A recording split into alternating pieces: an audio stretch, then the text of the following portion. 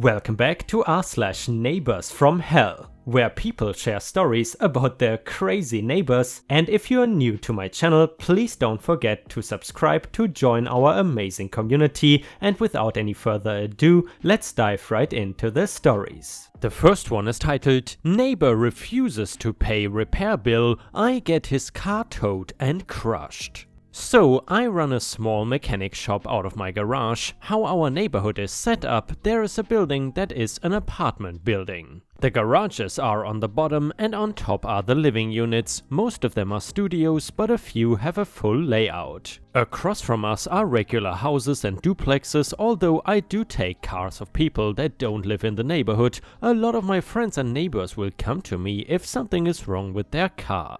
I will give them a good price, and if needed I can work out a payment plan with them. And I really did not mind either. After all, I took care of 3 kids and my wife at one point solely on my own income. My kids are grown and in college now, but the point is that I know what most people's priorities are and how hard it can be sometimes. Plus, it's not like we lived in the wealthiest neighborhood. I had a good relationship with a lot of people too through my little mechanic business. So, onto the juicy part of the story. A gentleman came in with a pretty nice car. I had recognized the guy as he lived in one of the houses across the street. I did not recognize the car though, and upon talking to the guy, he had bought it used and was excited to get it on the road. However, it needed some transmission work and he said he always saw me working on cars, so he thought he would give it a shot. Of course, I agreed. I was never one to turn down a job. So I began working on his car a couple of days later after he dropped it off. His entire transmission had to be removed, disassembled and reassembled. There were some small parts missing as well, but he had agreed to pay $1,500, so I replaced those for free. Anyways, it was a long process, but of course it puts food on the table for my wife and I, so it was worth it. I finished working on his car, and when I call him up to tell him his car is ready, I gently remind him of the price we agreed to pay. He had told me that something came up at work and that he could only pay $400 now, and he would pay the rest of the money in a couple of weeks. Of course, I would have loved to get the entire payout right there, but I also completely understand and told him that it was no problem. So he gets his car, pays $400 in cash outright and says he will let me know when he is going to pay the rest. I told him no problem and to enjoy riding around in his new car. He seemed friendly and I never heard anything about him from our neighbors. Anyways, so a few weeks pass and I don't hear anything from this guy. I was going to call him one day, but he calls me and tells me that he is having some emergency family problems and had to use most of his paycheck for medical purposes. Of course, I felt for the guy, so I told him to call me back in 1 to 2 weeks and we would figure something out. Well, guess what? Weeks go by and nothing. By now it was almost 2 months after I fixed his car up for him, and as much as I wanted to be patient and understanding, this was starting to sound fishy. So I call him and ask him straight up when he thinks he's going to pay me the rest of the money. I kid you not, this guy is telling me that he won't pay the rest of the bill. At first I thought something was wrong with the car, but no, he tells me that he figures he has the car now and it is running, so why pay the rest of the money? I was pissed. What kind of thinking is that, and why did he feel so confident in telling me that? We went back and forth for a few minutes before I realized that he really was not going to pay it. Unluckily for him, I knew where he lived and I had documentation of his car and license plate number. So I called up a buddy of mine that works at a towing company and I told him to come tow his car and take it to the recycling center. I then called the recycling center and told them, "Hey, you're going to be getting a license plate XXX from XX Towing. When it gets there, I want you guys to crush and recycle it." Honestly, I was expecting to get in some kind of trouble for this, but how could someone just rack up a huge mechanic bill, pay half of it and then call it a day? Of course, once this guy found out, he was absolutely pissed. He showed up at my little garage the next day with police and everything. I was completely honest and told the police what happened and what I did. I even showed them documentation to prove I worked on his car and we agreed on a payment amount. Then the police officers informed the guy that technically the vehicle was relocated, not stolen, that the recycling center got recyclable materials, not stolen property, that the car no longer exists because it was recycled, and that the incident would be a civil matter, not a criminal matter. So of course, after this he decides to sue me. I was already surprised that the police did not get me in trouble, but according to them, I technically did not break the law. I told the judge the exact same thing that I told the police, and although I was sure to get at least a slap on the wrist, I got nothing. Oh my god, this was the best revenge of my life. The judge told my neighbor the exact same thing, and I was not charged of anything. So now not only did this guy lose money and a car, but he could not even do anything about it. Man, sometimes revenge is just too sweet. And yeah, Ripe Stars, I gotta say, this was definitely fascinating. I would almost say pro-revenge. Because in the end, the neighbor definitely got what he deserved, or maybe even a bit more. But then again, I really hate people who don't pay for services they have gotten. If someone does good and hard work, you must pay them. It's as simple as this.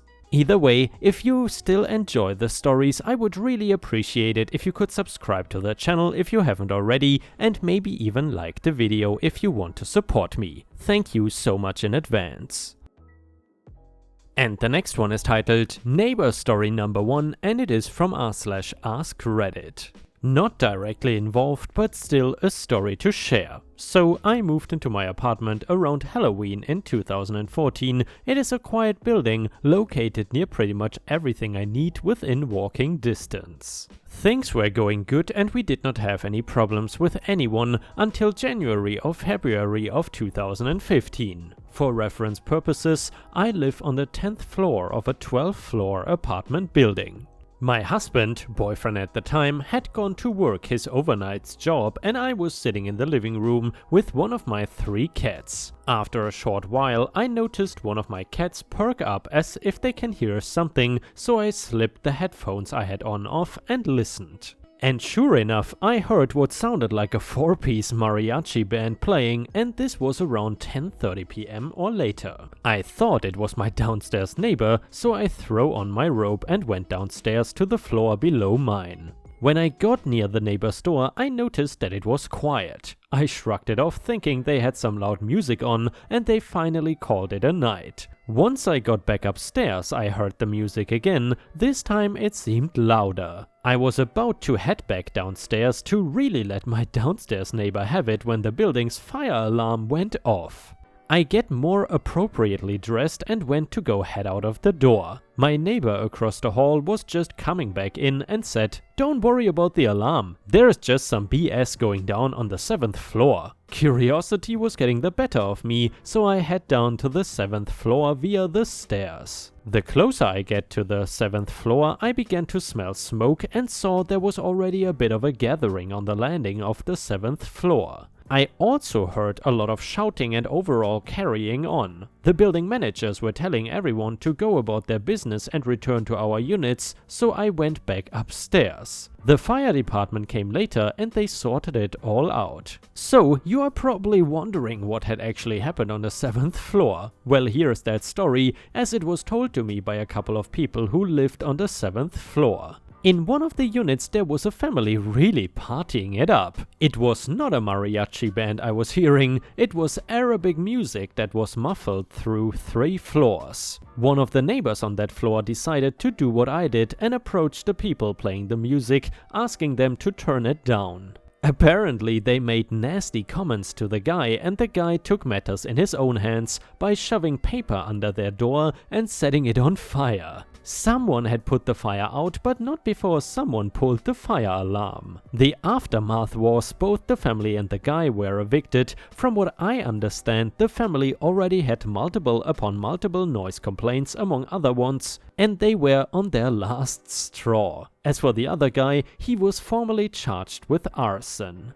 And yeah, Ripe Stars, I am really happy that I have never come across such neighbors, not even when we lived in condo buildings in Bangkok that sometimes had over 1,000 people living in it. Although I have heard stories of crazy condo buildings before in Thailand, however, the bad things you usually hear from the ones that are super cheap, like less than $100 per month. So in this case, sometimes you really get what you pay for. And yes, I have stayed in those places in the past as well.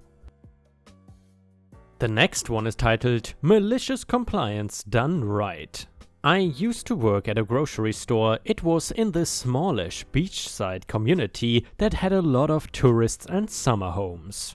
I chose the store because they were all about finding long-time workers and had a little bonus and salary boost for those who finished the probationary period. I had just finished school and planned on taking a gap year, so that worked out well in my mind. I started about 2 months before summer and it was nice. We had a base of co-workers that worked well with each other, most middle-aged women and some pensioners. Found out quickly the smoke break was for gossiping about the others, and sometimes I took part when clients pissed me off or other co-workers. The usual daily things. I was told from day one that the manager did not give a damn about us because she was also a manager at a bigger store. The rule was if you had someone to cover you, it was fine to do whatever. Some people took hour-long breaks, some drank during the job, but I was trying to make a good impression on my first job in that town, so I never did anything like that. Since I did not have that much of a social life, I always changed shifts when someone needed, came in if someone was sick. I even stocked the end shelves, which were the shift manager's job. When the pensioners asked in the middle of the day to change assignments because their back hurt from stocking, I was always okay with it. And they were really thankful. One of them, let's call her Lydia, was actually a neighbor and friends with my grandparents, so we used to hang out during lunch breaks, and she even comforted me when I had a panic attack. We used to ride home together on our bikes if we finished together. She kind of took me under her wing and used to call me her work granddaughter.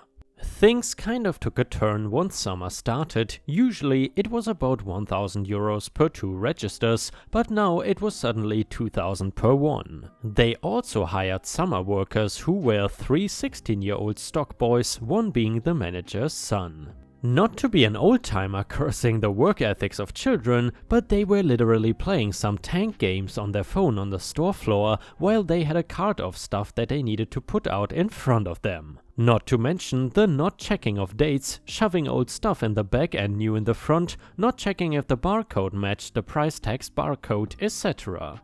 What really pissed me off was that they did not flush and pissed all over the toilet seat. Management made it my job to clean after them. I was told I could not say anything to call them out, so it became my everyday duty to clean the toilets because the cleaner only came in the morning. Then the self-service checkouts came. I was the only cashier there when the builders put them in, so it became my duty to train the others, including management and the 2 60+ somethings. Lydia took it easy. The old man literally refused to learn, so now every day either me or Lydia had to be in the store because the old man refused. It was also a regular that he came in drunk and drank at work. Also, he used to hit on me a lot, but I brushed it off. So, a lot on my shoulders. Stuff went down after I got my vaccine in the start of August. I had 2 days off and figured I would not get that sick because I already had it. It was about a week or so before my probation period ended. On Monday, I felt terrible and called in, my first time during the whole time I worked there. I called in with the manager and he said, "You have to come. Lydia is on vacation and the only other one who already knows is already sick. You did not give us proper notice." Trying to argue that I have a fever of 39 degrees and feel like crap. No, I have to come in. So I get my stuff together and go to work. I was scrubbing the toilet floor with a fever, dealing with customers with a fever, and yes, I took more breaks. Most co-workers asked me why I looked like crap and I told them I was sick. I ended the day and went home. Next day I felt even worse. I called in to say, "No, I am putting my foot down, I cannot come." This was the first time I took a stand and said I cannot destroy my health. "Fine, you call Lydia and tell her. If she agrees, then you have to take sick leave." Okay, not really my job, but fine. I call her, woke her up, apologized profusely and told her the situation. She understood and wished me to feel better and then hung up. I called my doctor and got on sick leave and then informed my manager. I went back to sleep and got a call a few hours later. It is Lydia. You make everyone's life so difficult here. Come in and give in your resignation. She is not the manager, she is just a cashier like me. I asked what the hell, and she told me that they've been talking on the smoke break with all the shift managers and the main manager, and apparently they decided I complained too much about my health and about other workers. I asked why my manager did not call me. There was no real explanation. I said if the manager wants to fire me, she would have to call me herself. There was no call, so 2 hours later I called her myself and asked what was going on. It is true, I need to resign my position. I asked why they don't just terminate me, I am still on probation, and he said, "Cannot, because you're on sick leave." It does not really make sense. During the probation period they can fire me with no notice, no reasoning. I am fuming at this point. Fine, I will come in with my 39-degree fever. Got on my bike, pedaled the 3 kilometers. Everyone is giving me dirty looks. Manager gives me a filled out paper stating I quit on the day for personal reasons. I ask, so you cannot fire me because I'm on sick leave? I need to resign. Manager says yes, it is too much paperwork to fire me because she does not have the time. Okay, deal. I take out a blank piece of paper, write my quitting date as 2 weeks from now to be polite and give them the proper notice. Manager was fuming and argued I cannot do that. I said that's the time frame I need to give according to my contract. She was too lazy to argue more. I signed the sheet and walked out. Called my doctor the next morning and talked about my sick leave. A few days later the manager calls me. Tomorrow is the big town fair. I am definitely not sick anymore and can I come in tomorrow? They are super short staffed. I said that I'm on sick leave. She said I cannot still be feeling bad and must get into work right now. I told them no, my sick leave ends on day after my resignation date. She got super pissy and said that if I didn't come to work she would have to be on the register the whole day. To that I just coughed fakely and said well have fun and hung up. I spent the 2 weeks on the beach on paid sick leave and also my probation lapsed so they had to pay me the bonus. And yeah, ripe stars, even though that is a sort of positive outcome for the OP, that is still a horrible work environment to be in. I really hope dearly that OP found a better job after this one, because honestly this one kind of sounds like slave labor. The next one is titled Crazy Entitlement. It is that time of the year again when I find myself remembering a bit of entitlement that I encountered near Easter, and it was all over a simple yet delicious cake. Some years ago my family went to a church that had an Easter bake sale every year the Saturday before Easter. They would make cakes in the shape of bunnies, lambs, Bibles, crosses, etc., as well as other Easter treats. There were some talented bakers in this church, so these cakes always looked and tasted wonderfully. Every year we would go to the sale early to get a cake and a large chocolate and peanut butter egg. It was a tradition. And by the way guys, you know what that reminds me of? In the past I really enjoyed eating these chocolate eggs. I think they were called Cadbury cream eggs or something. So basically it was a chocolate egg with cream inside, I'm sure you know them. And I think you can even buy them online here. I'm really in the mood to eat one of those. Anyway, one year things were a bit more hectic for my family. Mom had to go to the office on that Saturday for a few hours, so we could have gone to the sale early. My uncle and his family were also coming to our house on Sunday to share Easter dinner with us. Mom had a meal planned, but she was not sure if she had much time to make a decent dessert. Good fortune seemed to smile on us when it was announced in church that we could pre-order and prepay for any cakes and treats we wanted that year. After that service, we sought out Bea, or B, I'm not sure how to pronounce that, who was in charge of the bake sale and ordered a lamb cake and a chocolate and peanut butter egg. As we paid, Mom and I told Bea about my uncle coming to dinner and how much we wanted the cake. Mom explained she had to work a few hours and asked how long the bake sale would be up. Bea said they would be there until at least 2 or 3 p.m. Mom said we would probably be there around noon, and Bea said that would be fine. We called my uncle and told him about the cake. He seemed excited to try one of the cakes we had bragged about so much in the past. Saturday rolled around and Mom went to the office. I went with her and she actually got done a bit earlier than expected. We headed out and actually arrived at the bake sale at 11:45. However, no one was there. The table was still set up and we can see where the bake sale had been, but there was no sign of anyone from our church. Mom called Bea, who was already back home at this point. Bea said that they had sold everything and the kids' church youth group had wanted to go back home. Mom asked about our cake. Bea said they had sold everything else. The kids were tired, so they had just sold it. My mom was upset and reminded Bea that we had paid for the cake already, but Bea just reiterated the kids had wanted to go home. She seemed to think that we should understand. What made the situation worse was that Bea was our neighbor, and I mean literally we shared a property line. She had to use our driveway when hers was blocked, sort of neighbor. It would have been easy for her to drop the cake at our house or for us to pick it up at hers, but instead she had just sold it after taking our money. Mom was understandably upset and called a friend of hers who also went to the same church. She mostly just wanted to vent, but her friend told her to wait a minute.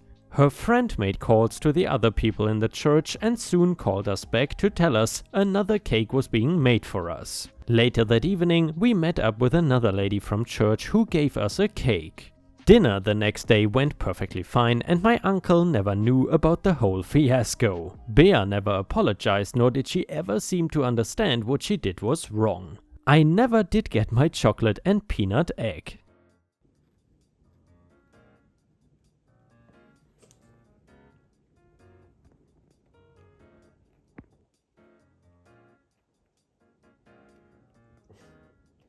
Poor Disney cannot lick because of the sunflower. Actually, I noticed because of this, she likes to drink water a lot because I think it dries her tongue out or something when she licks them. But at the moment she was scratching a little bit again around her neck, so the vet said she should wear the sunflower at least a few more days. Basically, we removed the sunflower too quickly. So that's why she needs to use it again for a little bit. But yeah, everything's alright. Just the neck. She itched a little bit too much there, I guess. Should be fine again soon. Just for Disney.